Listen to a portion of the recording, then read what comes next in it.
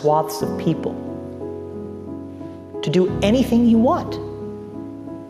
It's a really, really bad state of affairs. And we compound the problem, right? We curate our lives around this perceived sense of perfection because we get rewarded in these short-term signals, hearts, likes, thumbs up, and we conflate that with value and we conflate it with truth.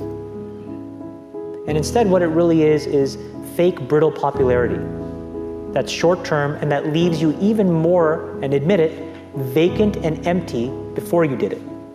Because then it forces you into this vicious cycle where you're like, what's the next thing I need to do now? Because I need it back. Think about that compounded by 2 billion people. And then think about how people react then to the perceptions of others. It's really bad.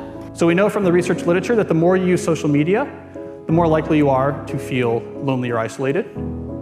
We know that the constant exposure to your friends' carefully curated positive portrayals of their life can leave you to feel inadequate and can increase rates of depression. And something I think we're going to be hearing more about in the near future is that there's a fundamental mismatch between the way our brains are wired and this behavior of exposing yourself to stimuli with intermittent rewards throughout all of your waking hours. So it's one thing to spend a couple hours at the slot machine in Las Vegas, but if you bring a slot machine with you and you pull that handle all day long from when you wake up to when you go to bed, we're not wired from it. It short circuits the brain, and we're starting to find that it has actual cognitive consequences, one of them being this sort of pervasive background hum of anxiety.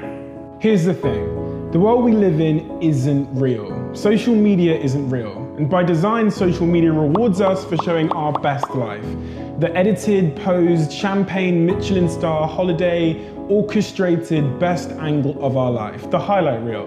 But you don't ever see real life, the 99% of our lives, the behind the scenes, the unglamorous, unfiltered, day-to-day, bland normality.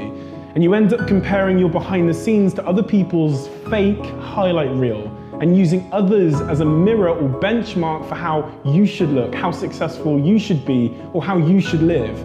These fake comparisons will only serve to make you feel inadequate and inferior to something that isn't even real. Research continually shows that comparing your life to someone else's creates envy, low self-confidence, low self-esteem, and depression.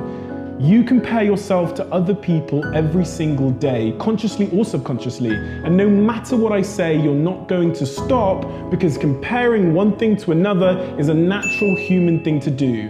Whether we want to admit it or not, a big reason why anything has value is because there's something worse or better to compare it to. Think about it. An old brick of a mobile phone with a big aerial is only considered amazing in a world before the smartphone. The horse and carriage is only considered a phenomenal mode of transport until the car comes along. The answer isn't to stop making comparisons, because unfortunately we can't control that. But you have to change the object of your comparison from someone else to yourself. You have to measure yourself against yourself. And by doing this, you start at a base point where you consider yourself to be perfectly fine exactly how you are. But it also is the most effective, motivating, and healthy way to work to improve yourself.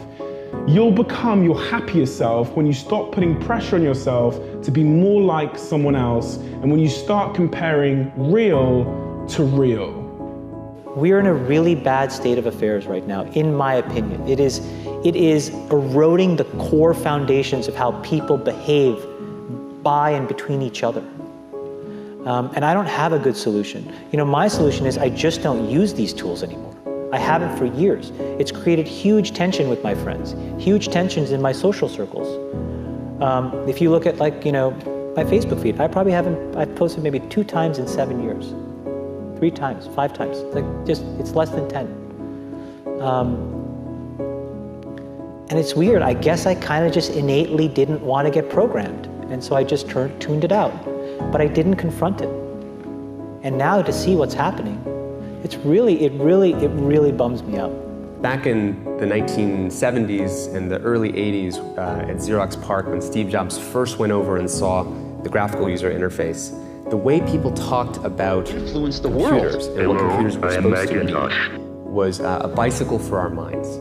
that here we are, you take a human being, and they have a certain set of capacities and capabilities. And then you give them a bicycle, and they can go to all these new distances. They're empowered to go to these brand new places and to do these new things, to have these new capacities.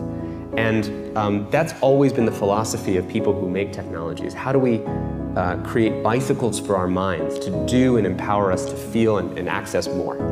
Now, when the first iPhone was introduced, it was also the philosophy of these technologies. How do we empower people to do something more?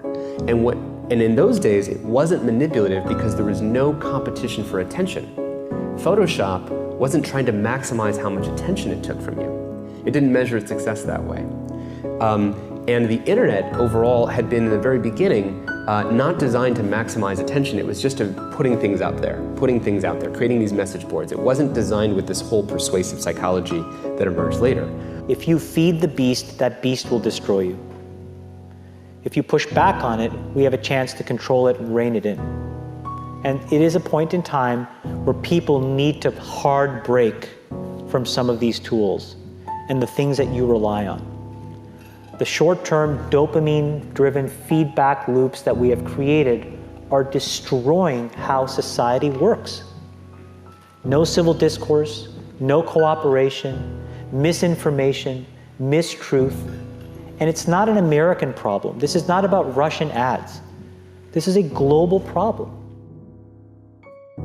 Mr. Zuckerberg, would you be comfortable sharing with us the name of the hotel you stayed in last night?